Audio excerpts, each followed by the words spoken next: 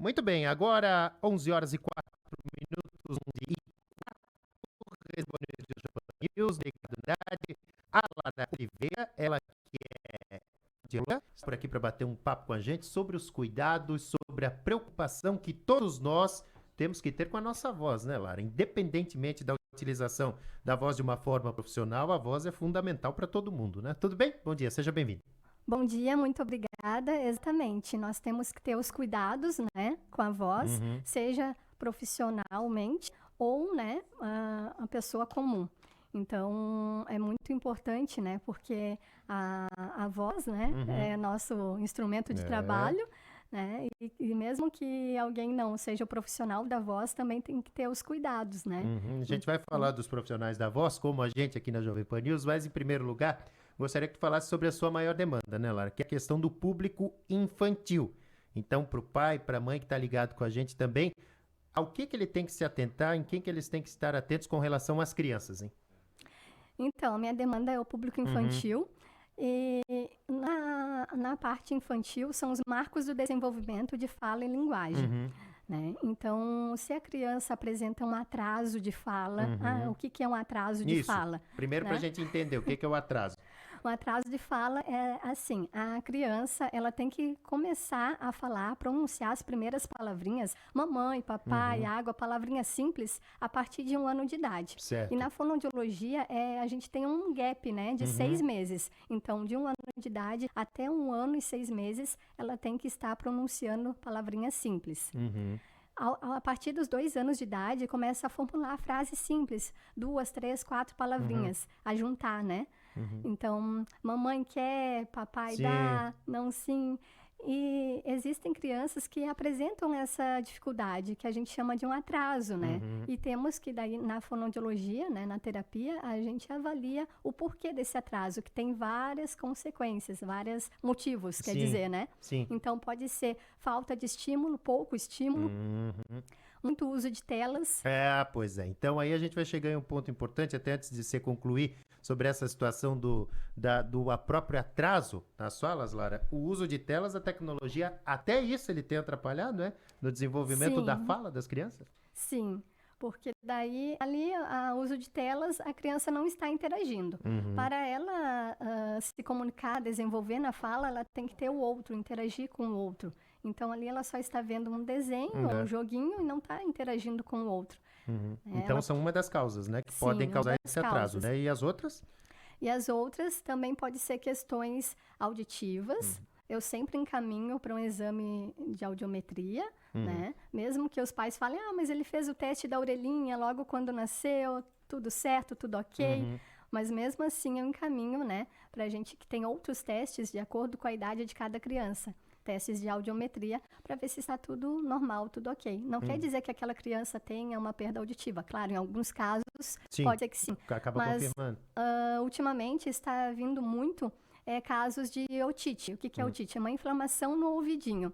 E a otite, ela tem otite leve até aquela severa. Quando é a severa, os pais já identificam, porque a criança tem febre, tem dor, sai pus, secreção no ouvido. Porém, quando é a leve, não tem como tu identificar, né? A criança não tem uma queixa assim. Mas ela está escutando, mas com o som abafado, que nem se a gente entrar embaixo da água do mar, né? Sim. A gente escuta o som Isso, abafado. né? E daí vai dificultar para ela aprender as novas palavrinhas. Então, é sempre importante encaminhar para um exame de audiometria. Eu encaminho todos os meus pacientes para exame de audiometria, né? Para ver se está tudo ok. E a outra, né? Além disso, uso de telas, pouco estímulo, né? A questão auditiva de otites, inflamação no ouvido, também pode ser uma questão neurológica, que daí né, caso de autismo, por exemplo. E você tem um trabalho específico também com as crianças autistas, que também é desenvolvido esse acompanhamento desde novinhos, né? Sim. Então, quando as crianças já têm diagnóstico de TEA, né, o transtorno do espectro autista, nós já fazemos, então, a terapia de fono, de psicologia, de TO. Enfim, na parte de fono, nós vamos daí trabalhar na comunicação daquela criança, né? Então, para ela, tanto a fala quanto a linguagem. A fala, né, é o ato motor, e a linguagem dela compreender compreender o que o outro Sim. está dizendo. Então, nós fazemos esse trabalho. Muito bem. Focado nas crianças, nos pais, nas mães que de repente perceberam esse atraso, que já está em desenvolvimento na criança, quem sabe já tem até passado esse tempo aí, né, de 1 ano e 6 meses, talvez, que é o limite máximo, né? Sim, Você falou. falar as primeiras palavrinhas. Tem como corrigir, tentar melhorar nesse ponto? A gente tem crianças de 2, 3, 4 aninhos aí que trocam palavras, né? Tem a língua travadinha. E aí, nesse caso, há o que fazer? Sim, sim. Então, a primeira coisa é procurar um especialista, né? Procurar um fonoaudiólogo, que é o profissional responsável pela comunicação. Sim. Então, nós vamos, né? Eu vou avaliar e ver o porquê desse atraso, né? Que nem eu comentei ali, né? Tem vários motivos. E a partir disso vai nos dar um norte para onde que a gente vai trabalhar com os objetivos terapêuticos. Sim. Né? Tu comentou também das crianças com trocas fonológicas, Isso, né? isso. Tem muitos casos. O R e o L, né? Isso, o mais comum. Eu acho que é o Cebolinha. É o mais comum.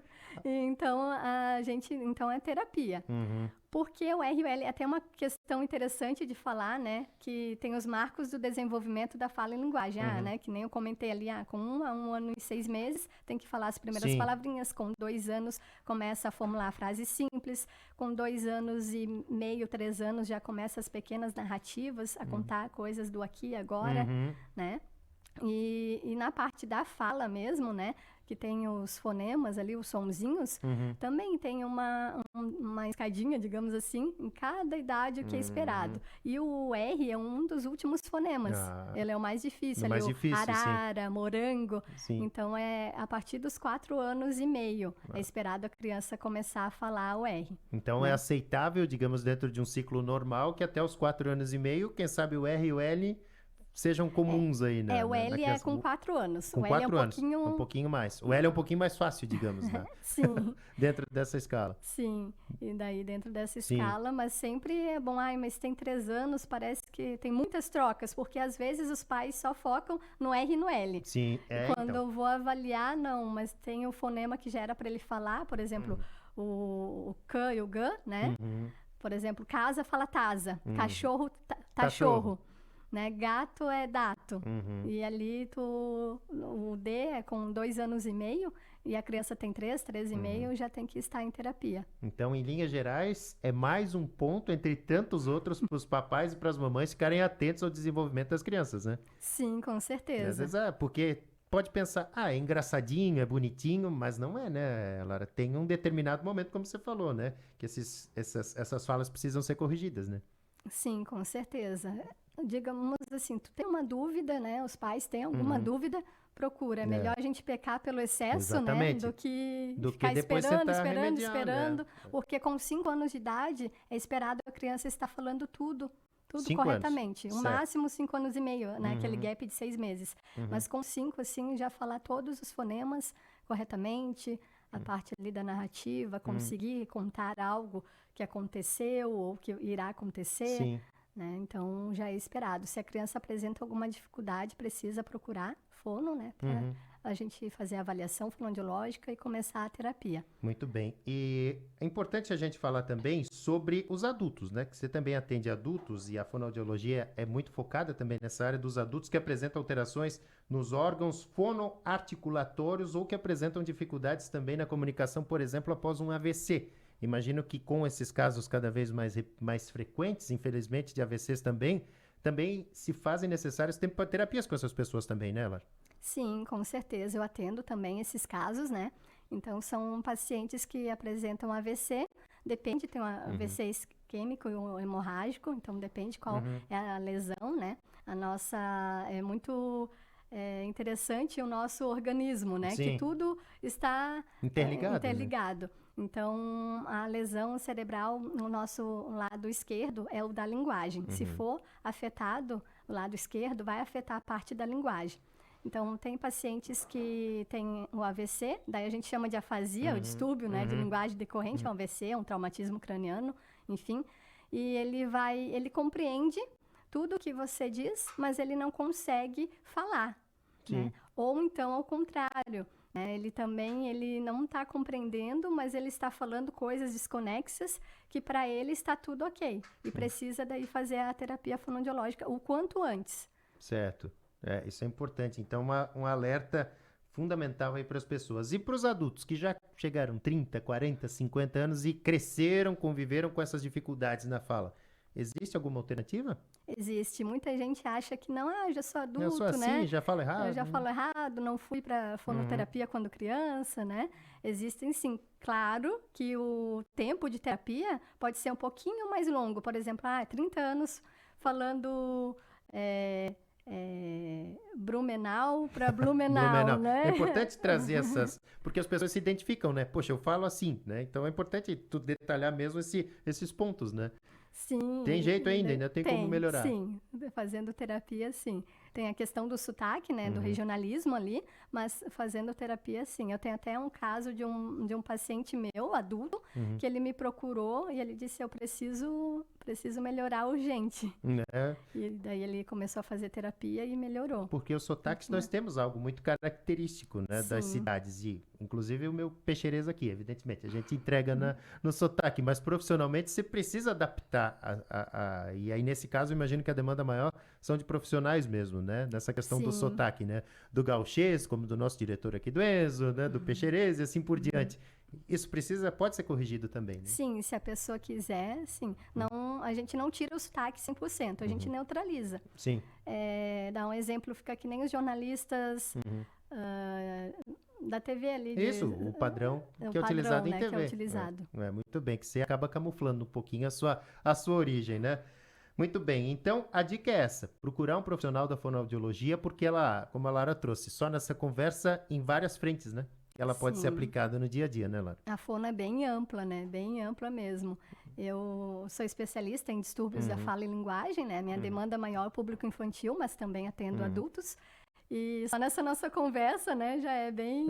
de aplicações. ampla. Às vezes as pessoas nem fazem ideia, né? O quanto podem contar com esse... E é um trabalho que ele é muito sincronizado também com os otorrinos, né? Sim, com otorrino, com psicólogo, né? Com várias áreas.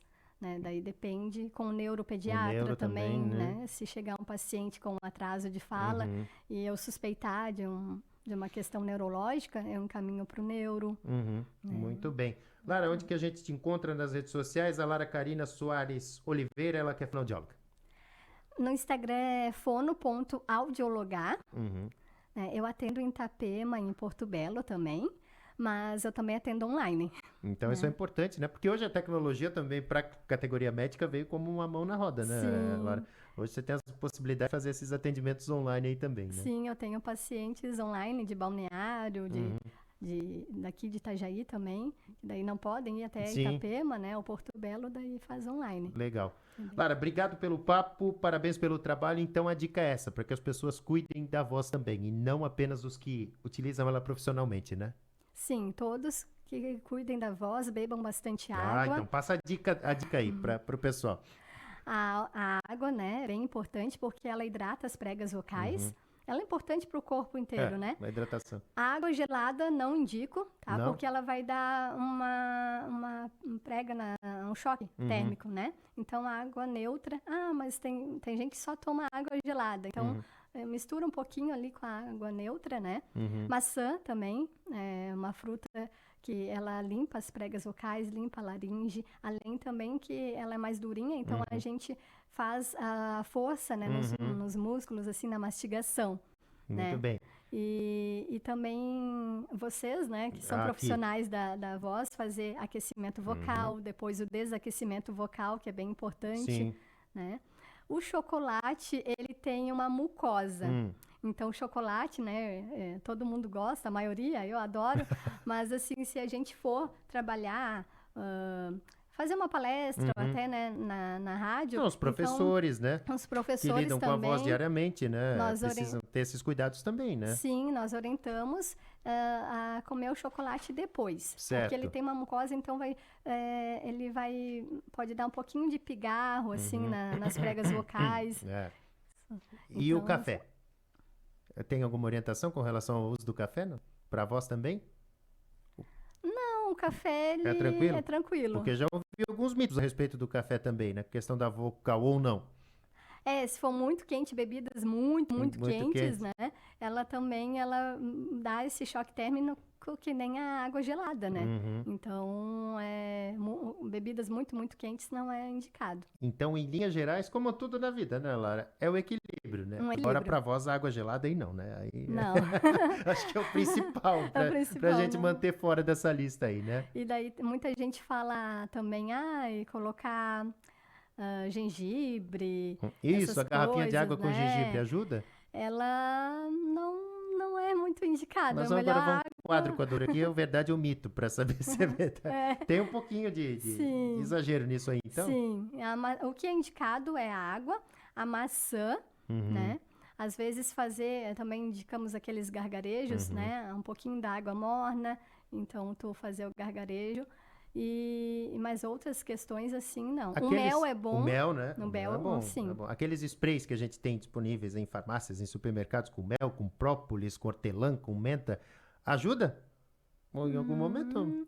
O que vai fazer? Ela vai camuflar, né? Então, esses sprays, as pastilhas, né? Tu vai utilizar e daí tu vai achar, nossa, minha voz já melhorou, já está 100%. Ela camufla, na verdade. Sim. E daí tu volta naquele padrão de falar normalmente, mas depois que passa o efeito das pastilhas, dos sprays, volta tudo de novo. Então, ele camufla o problema, né? O que eu oriento, então, é fazer repouso vocal. Certo. Né? Então, se tu vê que tá com a voz disfônica, uma disfonia ali, uma rouquidão vocal, até por questões de gripe, né? Esse tempo não tá bem, uma vez chuva, nublado, sol. A gente tem várias estações, às vezes, ao longo do dia, no né? mesmo dia, no né? mesmo dia, né? Então, fazer um repouso vocal, se possível, né? Tomar bastante água, fazer aquecimento, desaquecimento vocal, fazer exercícios, né? Que nós indicamos.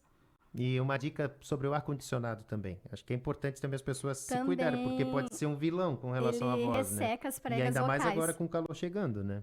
Você tá no carro, liga o ar, né? Vem no ambiente fechado, liga o ar-condicionado. Também tem que ter certo cuidado, né? Sim, ele resseca as pregas vocais, então tem que ter esses cuidados. É complicado, é muita coisa para cuidar, mas tem que estar atento.